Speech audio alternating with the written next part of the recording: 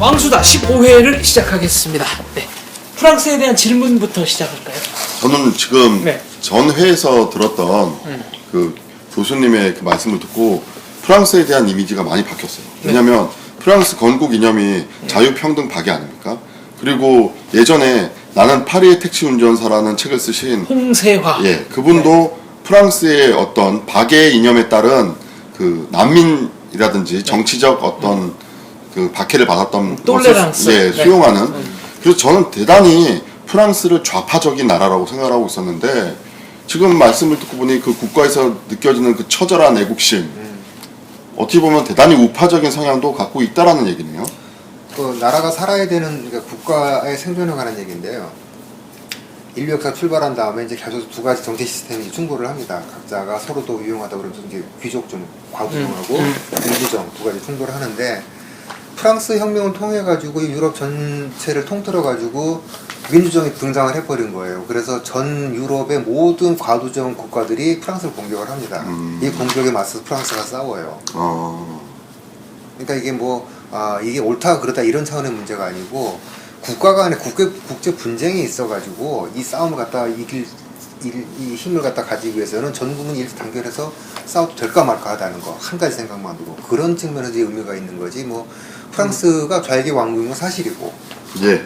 그것과 무관하게 스스로를 지키려고 하는 노력에 관한 하는 본받을 때가 있는 거예요. 이른바 총력전 개념. 총력전. 그러니까 나폴레옹이 프랑스 혁명 이후에 프랑스 혁명하고 나폴레옹의 그 말하자면 나폴레옹이 유럽 대륙을 휩쓸고 다녔을 때하고 시차가 그렇게 많지 않은데 네. 그러면은 프랑스 혁명 전에는 군사적으로 유럽 제일이 아니었던 프랑스가 어떻게 나폴레옹 때는 전 유럽을 휩쓸 수 있었을까? 저는 두 가지가 요인이 아닐까 생각해요. 하나는 이제 민주정이 되면서 이 병사들이 프랑스에는 나도 좀 이렇게 내가 주인일 것 같다. 나도 주인이기도 하다. 그다음에 이 자유평등 박애 정신을 유럽 전역에 퍼뜨리겠다. 그러니까 스스로가 신념화되어 있는 병사들이 많았다는 거고 두 번째는 그 전까지는 농민 병사하고 직업병 아니에요. 예. 근데 근대적 행정제도를 갖추면서 말하자면 징병이 훨씬 좀 효율적으로 됐다 그럴까? 그 두 가지가 앞밖에 훨씬 커요. 주인의식을 갖게 되는 거. 병사들 하나하나가 아테네가 강해진 가장 큰 이유 중에 하나도 그 살라미스 해전을 치르면서 해군들이 많이 이제 그 등장을 했잖아요. 그 전투에 나가면서 얘네들이 그 시민권도 그 여러 가지 이익을 받으면서 이게 내 나라다라고 생각을 하는 사람이 많아졌다는 거예요. 그러니까 우리나라도 이게 내 나라라고 생각하는 사람이 많아야 되는데 내 나라가 아니다라고 생각하는 사람이 의외로 좀 있는 것 같고요. 이것은 그들만의 나라다 이렇게 말하는 사람도 있고 이런 싸움은 하나마나 집니다. 이게 내 나라로 생각하는 사람이 많을수록 총력전이 가능해지고 국가가 스스로를 지킬 수가 있겠죠. 그런데 전쟁이나 스포츠나 우리가 잘해서 이기는 경우도 있고 상대가 못해서 거의 부전승 가깝게 이기는 경우도 있는데 북한의 경우는 그러면 이 나라가 내 나라다라고 생각하는 숫자가 얼마나 될까요? 북한은요 그런 관점에서 보면 안 되는 거가 이 전쟁은 다각도로 봐야 되는데 싸움은 강한 놈이 이기는 게 아니에요. 이길 게 많은 놈이 져. 그렇죠. 항상. 그래서 보면은 전투에는 그러니까 이게 참 어떻게 보면 좀 되게 이 유치한 발언일 수도 있는데 때마다 제가 사례를 다른 걸 갖고 오거든요. 그게 어떤 거냐면은 약하고 불안을 느끼는 쪽이 이길 때가 많아요. 의외로 결사항전을 하기 때문에. 의외네요. 의외로. 그리고 북한은 이럴 게 별로 없어. 그 심지어는 이 싸움을 하게 되면 우리가 어떻게 맞아 생각하는 북한 주민이 있다는 얘기를 갖다 들은 적이 있거든요. 이럴 바엔 차라리 전쟁 나가지고 이런 사람도 있다는 거. 근데 여기서 조금 제가 반론을 하자면 전체적으로 북한을 보거나 북한 주민의 입장에서 본다면 이럴 게 없지만 김정은 딱 한 사람의 입장을 본다면 이럴 게 많잖아요. 제일 많죠. 그런데 그 전쟁을 갖다가 이를테면 이제 전면전으로 해가지고 총력전을 벌였을 경우에는 우리 국민들은 아마 북한 쪽보다는 좀 덜 할 겁니다. 그러니까 탈북자도 그런 증언을 종종 하잖아요. 만약에 국민과 국민대로 붙게 되면은 남한은 게임이 안 된다 이런 얘기 하잖아요.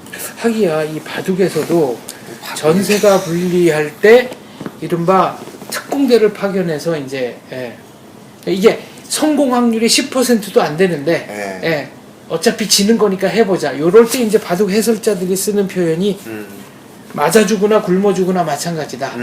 청명해 주거나 한식해 주거나 마찬가지다 이런 표현 써요. 저 또 하나의 그 문제점을 하나 제가 이번에 좀 느낀 게 있는 게 좀 다가앉으세요. 예. 네. 이번에 이제 북한이 위협을 하고 그러니까 제가 봤을 때는 정치에도 관심이 없던 사람들이고 어떻게 보면 대단히 비판적인 시각을 가지고 있던 사람조차도 미군의 동향을 제일 먼저 보더라고요.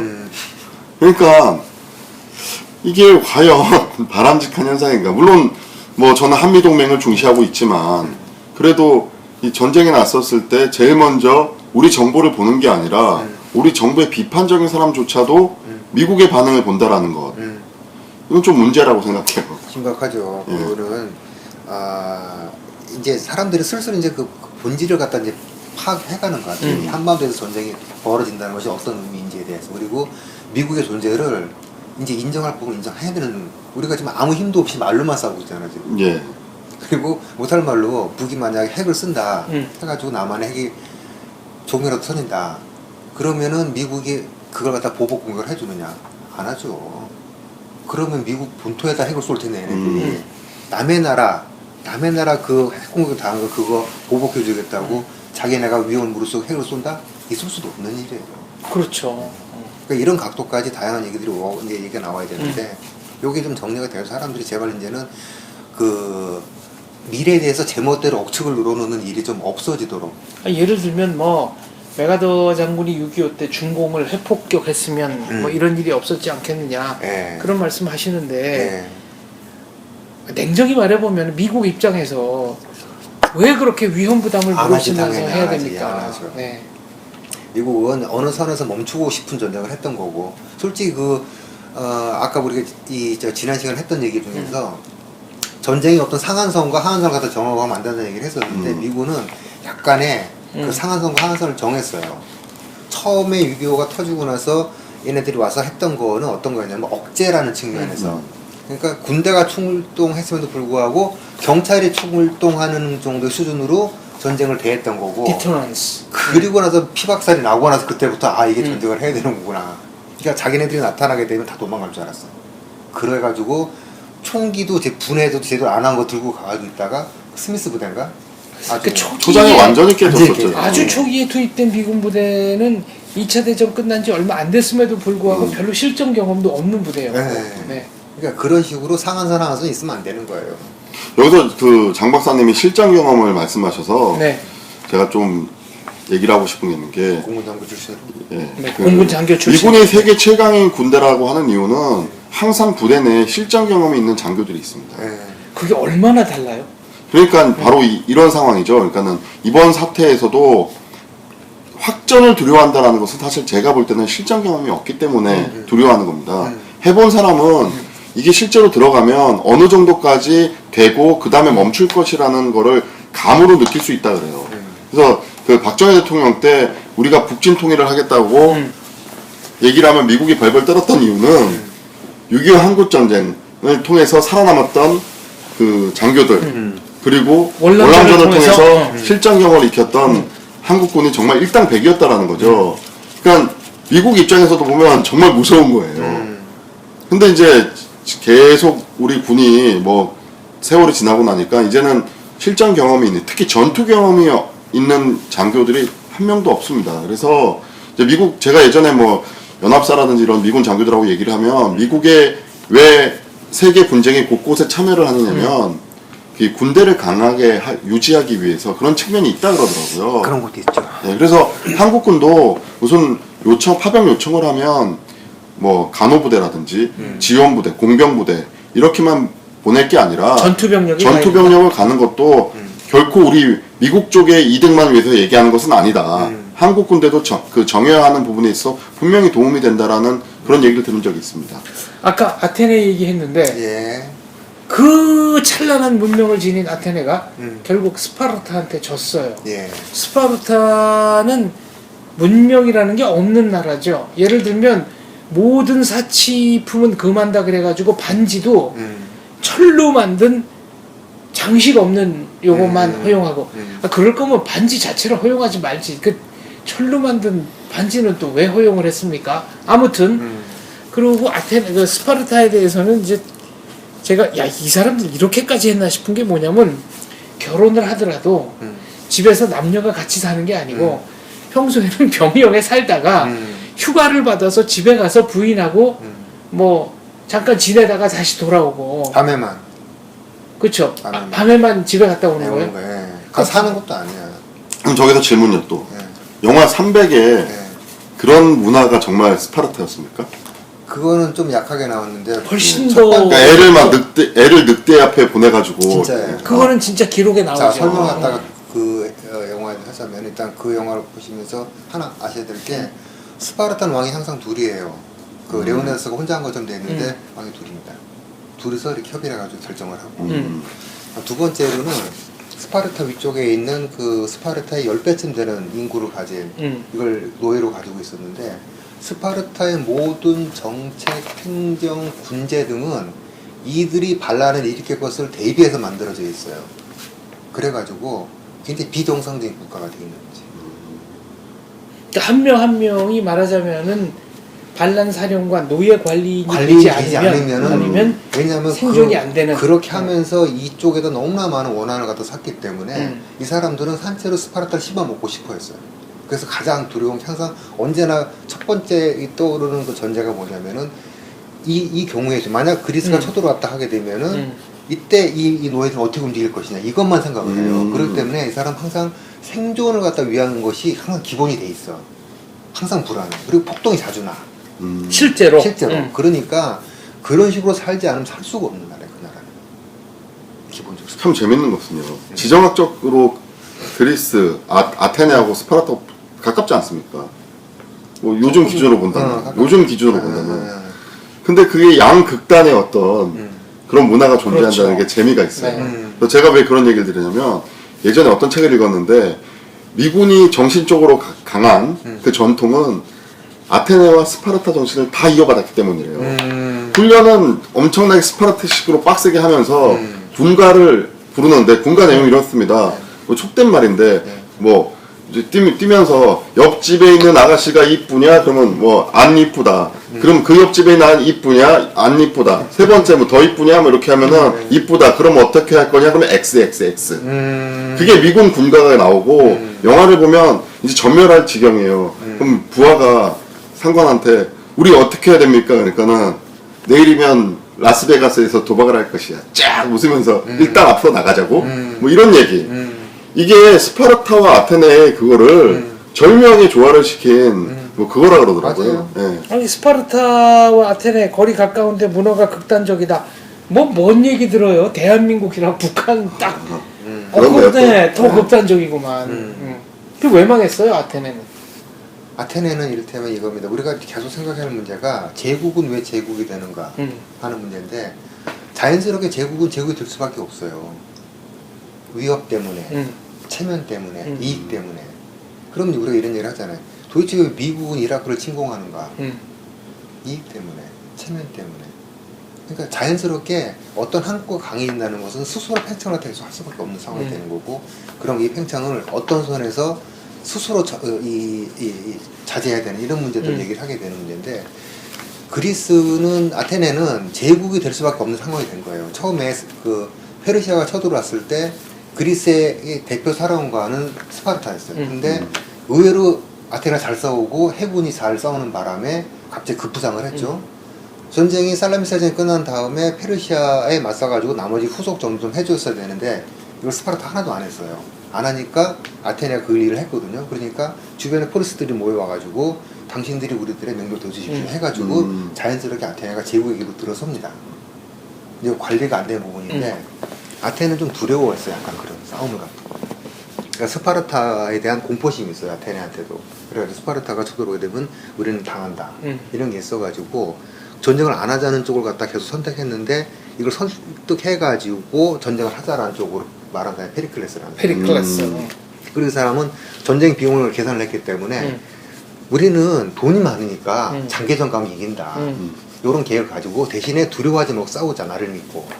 근데 이게 이 사람이 죽음으로써 바로 흔들려 버린 거예요. 이 원칙 자체가. 페리클레스는 젊은 시절에 도편 추방법에 의해서 당했던 쫓겨나기도 하죠. 예, 그랬죠. 아테네에서. 예. 네. 그러니까 제국은 너무나 뛰어난 지도자가 연달아 등장하지 않으면 이게 지속이 안 돼요.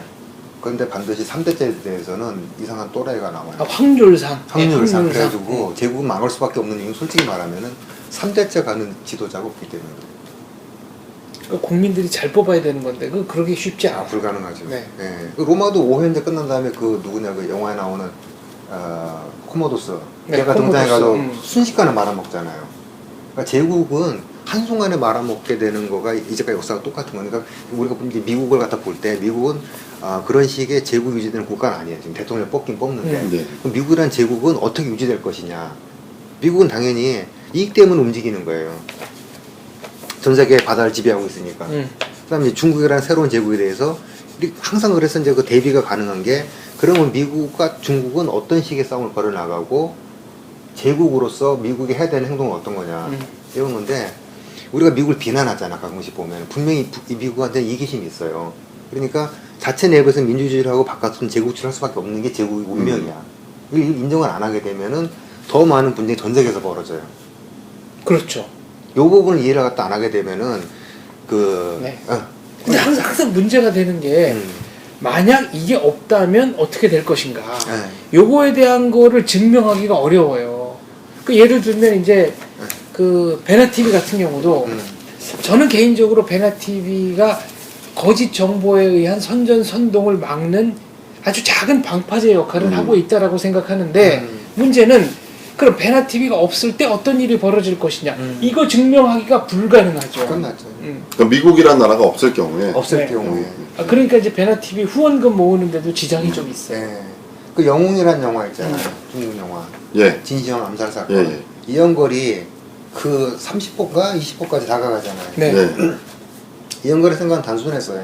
얘만 죽이면 모든 게 끝난다. 근데 칼을 딱 빼드는 순간에 진시황의 목이 떨어지고 그 순간에 중국 전체에서 벌어질 수많은 피비린내 나는 각종 분쟁이 떠오른 거야. 이 진나라가 있음으로써 중국이 그나마 이렇게 유지된다는 사실. 미국이 없게 되면은 어떻게 될까요?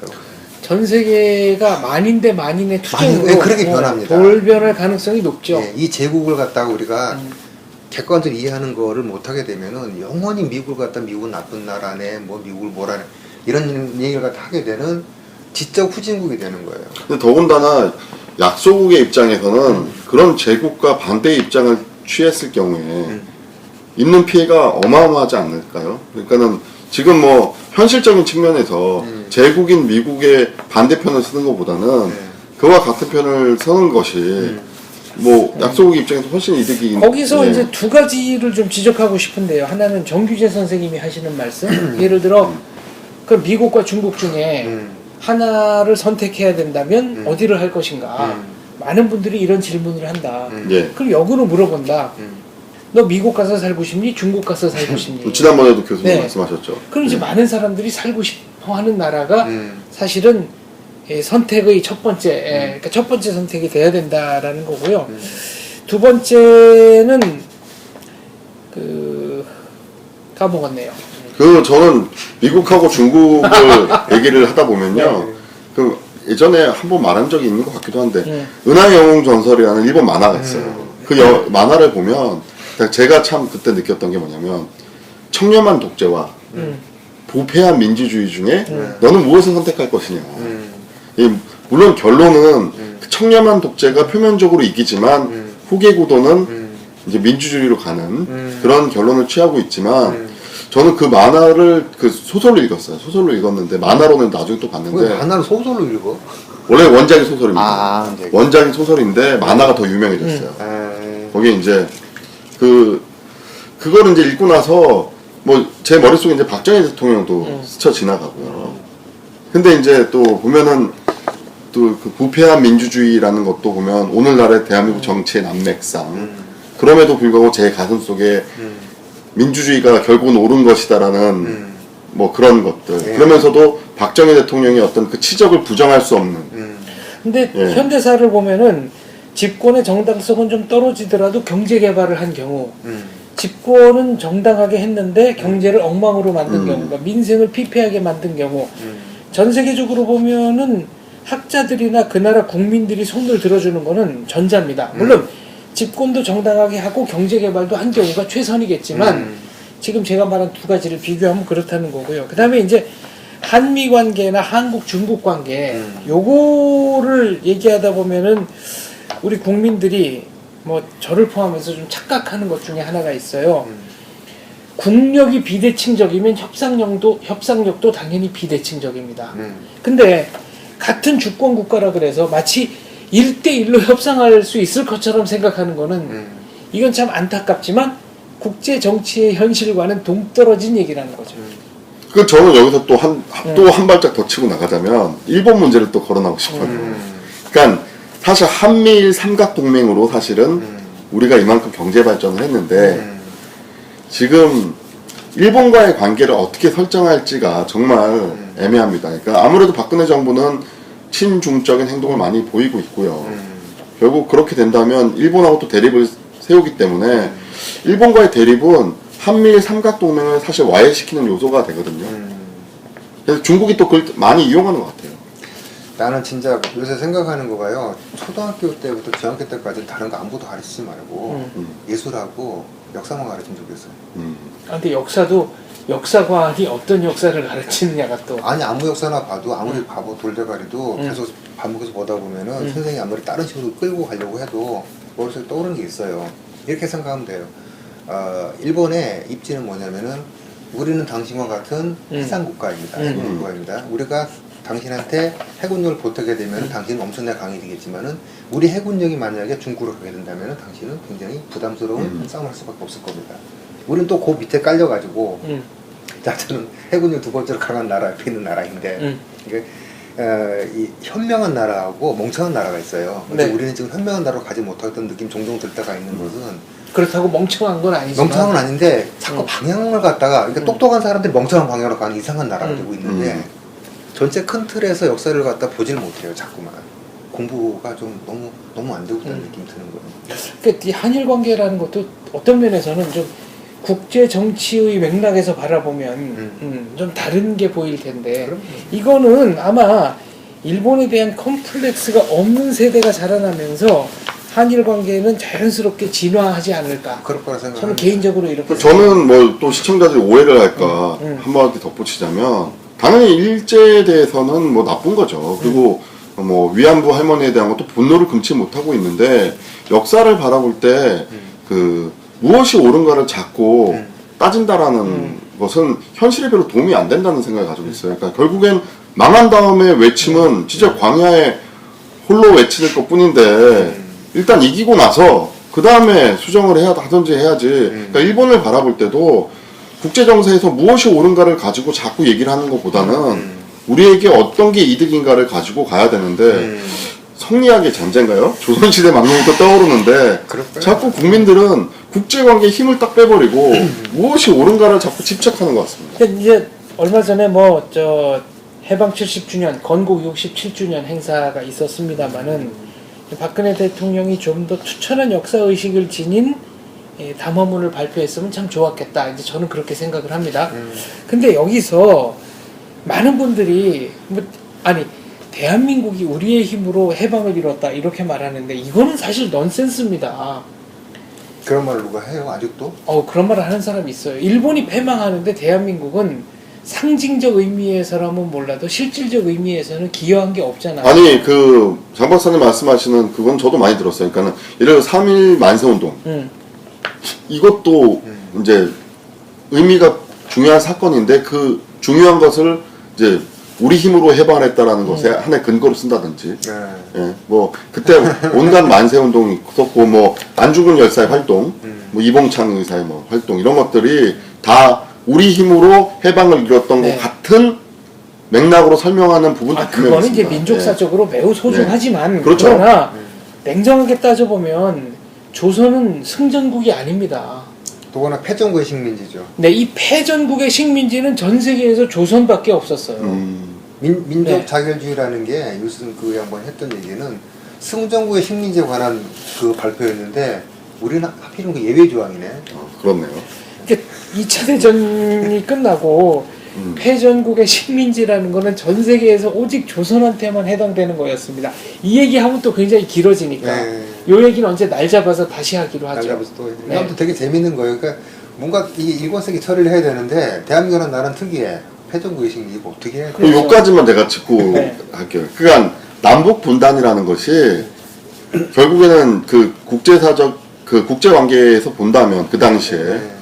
주어진 조건이라는 거, 주어진 현실이라는 거죠. 그걸 우리가 선택할 수 있었던 게 아님에도 불구하고 그것을 마치 선택할 수 있었다라는 것처럼 역사를 가르치니까 거기서 이제 자라나는 청소년들이 옳고 그름으로 대입하기 시작한다는 거죠. 주어진 현실에 대해서 뭐 어떻게 옳고 그름을 판단합니까? 이미 주어져 버렸는데. 예. 아니 분단 안 될 수도 있었어요. 신탁통치 받았으면은. 그렇지 뭐. 그렇죠. 근데 이제 이 문제는 생각하고 해야 돼요. 이게 wrong이냐, right냐 이걸 자꾸 생각을 하는데 이게 good 아니면 bad 두 가지로 볼 필요가 공리적으로 생각할 필요가 있어요. 그 일이 우리에게 어떤 영향을 주었느냐, 나에게 좋았느냐, 유리했느냐, 나에게 나빴느냐 이렇게 역사를 좀 바라봐야 되는데 아직도 그러니까 되게 위험한 성리학적 사고방식이에요. 도덕적으로 이 일은 옳은 일이냐를 따지게 되면은 그날의 앞날은 갈 길이 없습니다. 그러니까 도덕이라는 것도 굉장히 자의적인 기준에 따라서 왔다 갔다 하는 도덕이죠. 그리고 성리학이라는 게 유학을 해석하는 여러 가지 방법 중에 가장 좌파적 해석법이라는 거. 저는 개인적으로 그렇게 생각합니다. 저도 동의합니다. 네. 가장 질도 낮아요. 사고의 질도 낮아요. 그리고 기본적으로 산업공상이라는 체제 자체가 그게 좌파적입니다. 왜 그렇게 생각해요? 그러니까 그 기본적으로 그 저는 현실을 중시하는 것이 우파라고 생각을 하기 때문에 삶의 질을 높이는 것은 결국에는 저는 상이 제일 위라고 생각해요. 그래서 만약에 우리가 상을 위에다 놓고 운보다는 무를 위에다 놨더라면 정말 지극히 우파적인 나라가 됐겠지만 그렇죠. 아쉽게도 무보다는 문을 했고 살을 제일 위에 놨기 때문에 일본이 우리보다 근대화가 빨리 일어났던 것은 그 선비사자가 우리는 글 쓰는 사람인데 걔네들은 칼 쓰는 사람 사무라이 아니었어요? 사자. 예. 사무라이다. 그 차이가 저는 근대화의 차이가 나지 않았을까. 그런 면에서 저는 한계 효용 이론이야말로 이 우익적 가치를 설파하는데 가장 근간이 되는 이론 중에 하나다. 그러니까 막스가 말한 노동 가치설은 뭐든지 이게 노동자 중심이잖아요. 네. 근데 한계 효용 이론은 사는 사람, 소비자가 느끼는 효용이 중요한 거지. 중요한 똑같은 물건이라도 효용이 얼마든지 달라질 수 있다. 그런 면에서 굉장히 참 멋진 이론이에요. 현대식으로 얘기하자면요, 그 산업공상 이게 보수주의입니다. 쉽게 말하면 우리가 이 우파 우익 진영에서 이제 진영이나 말 안 쓰고 싶은데 안 썼으니까 보수하고 자유주의가 동거를 한 적이 있는데 둘은 상극이에요, 사실은. 진짜 안 맞는. 지금도 동거하고 있지 않습니까? 네, 동거를 지금 하고 있고 같은 표처럼 되어 있는데 보수주의는 이런 거 다 떠나서 얘기하도 결국은 인텔리주의예요. 플라톤, 철인 정치를 가장 중시하는, 그러니까 그게 산업공상이에요. 결국 신분제 질서에 신분제 입각한. 질서, 엘리트주의. 그 다음에 자유주의는 기본적으로 핵심이 그거예요. 자생적 질서. 근데 보수에서 볼 때는 우리가 입안하지도 않은 질서가 스스로 생긴다는 사실을 이해를 할 수가 없고 인정을 못해요. 그래서 상극이야. 아니 그렇게 따지면 자본주의라는 것 자체가 일종의 디폴트 상태에서 나온 건데. 그렇죠. 네. 그러니까 보수주의는 오히려 공산주의랑 가까워요. 공산주의는 너네가 생각했던 산업공상 대신에 우리가 생각을 이념으로 한번 해보자. 그건 또 다른 엘리트주의거든, 그거는요. 그럼 저는 여기서 교수님으로부터 제가 또 다른 깨달음을 얻었는데 제가 사실은 고등학교 때 교과서를 읽으면서 제 가슴에 전율을 느끼게 했던 말이 뭐냐면 만적이 말한 왕우장상의 시가 따로 있느냐의 말이었거든요. 저는 그 말을 듣고 가슴이 막 울렸어요. 그렇다면 결국 제가 자유주의자가 될 수밖에 없었던 그런 거군요. 그렇죠. 네. 공산주의는 인류가 나온 이래 있어왔던 수많은 유토피아에 대한 갈망 중에 하나인데 이 두 가지 특징 때문에 이제 히트를 친 거라고 저는 개인적으로 생각해요. 그러니까 변종 엘리트주의예요, 그것도 결국은. 변종이. 하나는 이 변종 엘리트주의. 그러니까 공산주의라는 종교에 있어서 사제 계급은 존재하지 않으나 경전의 해석권을 지식인에게 줬어요. 그러니까 지식인이 사제 계급이 되고 잘난 체하고 혁명을 리드하는 전위 세력이 되고 이런 거고, 두 번째는 이 무슨 역사 발전의 단계라는 걸 제시하면서 로드맵이 있는 거야. 예. 무조건 여기서 이성주의 사회로 가는 게 아니라 단계별로 밟아간다. 그러니까 수많은 사람의 자발적 말하자면 헌신 이런 걸 끌어낼 수가 있는 거죠. 머리 잘 쓴 거예요. 여기서 또 하나 질문이에요. 이 베나트비가 원래 배우고 나누는 팁이 아닙니까? 네. 또 제가 무식한 면이 있어서 네. 제가 사실 극좌하고 극우를 잘 구별을 못하겠어요. 그러니까 극우로 대변되는 사람은 히틀러 아닙니까? 그것도 좀 뭐 하지? 히틀러는 극우라기보다는 전체주의자죠. 전체주의. 그렇죠. 그러니까 무솔리니. 예. 그럼 극우라고 말할 수 있는 건 뭐 일본 적군파? 그러니까 극우 적군파는 극좌죠. 극좌인가요? 그러니까 제가 사실 그 개념이 좀 흔들립니다. 아, 민족주의 극단이 극우국자예요. 그러니까 극자가 들어가는 거는 예. 그러니까 말하자면 자신의 이념을 물리적 폭력 이거를 수단으로 동원해서 남들에게 강요하는 거 이게 극우고 극좌죠. 근데 둘이 결국에는 극인데 극단 아닙니까? 저는 극자 들어가는 거 안 좋아합니다. 그래서 저는 네. 실내로 뭘 들어야 될지 그래서 좌우는 구별하겠는데 그러니까 극우와 극자는 서로 구별이 잘 안 된다. 네. 우리나라에는 실제로 물리력을 동원하는 좌익들이 있으니까 극좌는 있고 네. 물리력을 동원하는 극우는 없죠. 나올 수 있죠, 좀 있으면은. 조금 있으면 나올 수 있죠. 네. 도농 지역에서 외국인 노동자를 폭행하는 애들이 나오기 시작했다 그러면 이제 그 극우가 발생을 하는 겁니다. 그거는 있을 수 없는 일인데. 근데 그것도 되게 신기한 게 있거든요. 네. 외국인 노동자에 대해서 안 좋은 인식을 갖고 있는 사람들이 이상하게도 우리나라에서는 좌익 진영이에요. 우파 진영 사람들은 네. 또 우호적으로 봅니다. 제가 그래서 굉장히 네. 지금 흥미진진하게 보는 게 며칠 전에 드디어 외국인 이주 노동자 노동조합이 설립 인가를 받았어요. 그거의 핵심이 뭘까? 그러면 외국인도 한국인과 똑같은 임금을 받아야 된다 뭐 이런 걸까요? 똑같은 근로조건? 예. 그럼 거기에 대해서 이제 우리나라 사회의 각 여러 단체들이 과연 어떤 반응을 보일까? 이게 좀 궁금하네요. 그 선택할 수 없는 것을 가지고 그 사람이 피해를 갖다가 입거나 불이익을 당하면 안 된다가 기본적인 인류가 살아가야 되는 방법입니다. 그거는 여성, 피부 색깔, 인종 등등등 이걸 비난하거나 이걸 가지고 트집 잡서는 안 되는 네. 거죠. 그렇다면 똑같이 권리 인정을 해줘야 되는 거죠. 그러니까 원칙이 있어야 되는데 이 원칙은 어디서 나오냐면 역사에서 나옵니다. 지지난번인가 제가 그 얘기를 한번 했었는데 로마 사람들 그러니까 네. 그리스어로 이 라틴어가 어떻게 되는 것도 SPQR이라고 있죠. 세나투스, 포플리스크, 네. 로무스. 원로원과 로마 시민의 나라가 로마입니다. 네. 그래서 그 글래디에이터에서 그 메이름 막시무스 어쩌고저쩌고 걔가 이걸 지우잖아. SPQR 지우는 거는 SE PQR. 네. 그러니까 이걸 지우는 건 굉장히 큰 의미예요. 내가 로마 시민권임을 포기한다는 것은 굉장한 좌절감과 절망감을 느꼈다는 얘기입니다. 그잖아요. 로마 시민권이라서 너무나 영광스러운 권리였는데 그렇죠. 이게 이랬습니다. 이게 로마가 이제 전쟁을 할 이민족을 잡아가지고 집에서 가사노동 시켜요. 10년쯤 시키게 되면은 이 사람한테 자유민 자격을 줘. 근데 이제 얘네가 또 이렇게 그 다음 주에 결혼해가지고 애를 낳잖아요. 얘는 저절로 로마 시민권자예요. 근데 그게 자유민으로서의 그 신분 전환이 많았습니까? 생각보다 많았어요. 많아. 그러니까 저는 그 영화를 보면 항상 로마는 자유민을 줄게 해놓고는 안 주는 그런 영화들이 많아서 아니에요. 스파르타쿠스라는 미국 드라마를 보면 검투장에서 1등을 하면 자유민을 준다고 해놓는데 실질적으로 더 부려먹기 위해서 막 안 주고 이런 게 나거든요. 그게 예를 들어 로마가 전 세계적으로 엄청난 기간에 걸쳐서 번영한 제국인데 그러면 모든 사람들이 그 제국이 굉장히 공평하다. 그 당시 기준으로는 적어도 가장 선진적이라고 생각했으니까 자발적으로 복종한 경우가 많아요. 어떻게 유지가 됐겠어요? 그랬군요. 그렇게 부당한 나라였다면. 그러니까 우리가 지금 이제 법치가 있는데도 가끔 보면 이제 불법 행위가 나오는 것은 개인의 사례잖아요. 그러니까 미드 그 드라마에서 스파르타쿠스에 다루고 있는 것들은 예외적인 사례를 갖다가 부각시킨 것이고 원칙이 그대로 시행되지는 않죠. 분명히 어디든가 세부 이 강론에서 충돌이 나거나 지키지 않은 경우가 있는데 원칙은 그랬다는 거예요.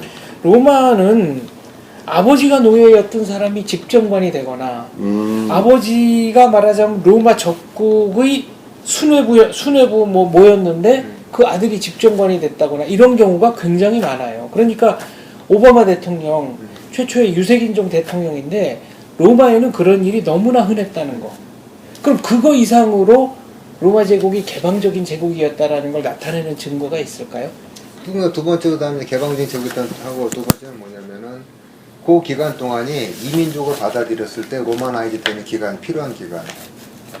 로마의 습속에 익숙해져가지고 누가 되더라도 이 사람은 로마의 이익을 위해서 일할 사람이다라고 판단될 수 있는 그 시기가 10년에서 20년 정도. 네. 지금 이 주제를 얘기하다 보니까 제가 또 언뜻 기억이 나는데 제가 어떤 이제 성향이 그 진영으로 굳이 따지자면 우파적 성향을 가진 사이트에 한국인이란 무엇인가에 대한 나의 기준은 법적으로 한국 국적을 취득하고 한국에 세금을 내고 대한민국 헌법의 의무를 다하면 나는 그것을 한국인이라고 본다 맞아요. 라고 얘기를 했는데 의외로 거부감이 많았어요. 아, 그럼 외국 동포들은 어떻게 하냐 뭐 이런. 그러니까 뭐 말은 뭐 중국말을 쓰고 있고 나의 정신적 고향은 여전히 중국이고 중국에 무슨 위해가 발생한다면 나는 지금도 북경에 가서 중국에 뭐 말할 것이다 뭐 일본 사람들 뭐 예를 들어서 이제 결혼을 통해서 일본 여자가 이제 한국 남자랑 결혼을 했는데 이제 뭐 한일전이 벌어지면 여전히 일본을 응원하고 있고 그다음에 뭐 정신적인 뭐 자기 고향은 일본이지만 국적은 수반 취득을 했기 때문에 한국을 갖고 있는 거예요. 이런 사람 어떻게 볼 것이냐에 대해서 저는 이제 법적으로 한국 국적을 취득했고 세금을 내고 있고 이 나라에 이바지하고 있다면 한국인으로 대접을 해줘야 된다고 하는데 당연하죠. 안 그런 여론이 더 대세했어요. 문학적 수사를 동원하자면 공통의 미래에 대한 예. 그러니까 쉽게 의식이 말하면 있고. 제가 더 극단적으로 한번 얘기해 볼게요. 아, 그러니까 꼭 이렇게 한번 해봅시다. 아까 말한 세 가지 예. 국적하고 세금 내는 거하고 예. 뭐냐면은 그 사람에게 권리를 부여한다는 거예요. 근데 이 사람이 그럼에도 불구하고 나는 종종 어떤 문제에 있어서는 다른 나라 편 든다. 이건 또 별개 문제야. 그래서 제가 이제 좀 더 극단적인 예를 들자면 네. 그 이건 절대로 인종을 비하하는 게 아니고요. 우리하고 좀 많이 다르니까. 예를 들어서 이제 흑인인 사람이 있어요. 여자가. 이 여자는 사상이 자유민주주의입니다. 대한민국 헌법은 자유민주주의니까요. 그걸 신봉하고 있고 한국 국적도 취득하고 있는데 그런 여자와 남자 입장에서 사는 게 더 편할 것이냐 아니면 완벽한 한국 여자인데 이 여자는 공산주의에 빠져 있어서 도저히 사상적으로 일치가 안 돼 있어요. 네. 어느 여자와 사는 것이 남자에게 행복할 것이냐라고 화두를 던졌을 때 많이들 망설이는 거예요. 그러니까 네, 요 흥미진진한 대답은 벌써 저희가 시작한 지 35, 6분이 지나가고 있기 때문에 네. 그 답은 사실은 제3의 답이 있는데. 네. 세상에 그거까지만 듣고 바로 네. 끝내겠습니다. 그때는요. 네. 몸이 잘 맞는 쪽하고 살아야 돼요. 알겠습니다. 몸이 잘 맞는 쪽이랑 살아야 된다. 그거는 저 누구냐 김동진 선생하고 살았던 누구죠 서영은 씨가 했잖아. 우리 몸이 잘 맞았어. 이게 남녀관 이게 제일 중요해요. 아, 알겠습니다. 네. 공산당하고 살아도 역시 대화는 해. 역시 교수님한테는 네. 항상 우문현답입니다. 네, 사필귀색 천상천하 유색 독존입니다. 감사합니다. 감사합니다.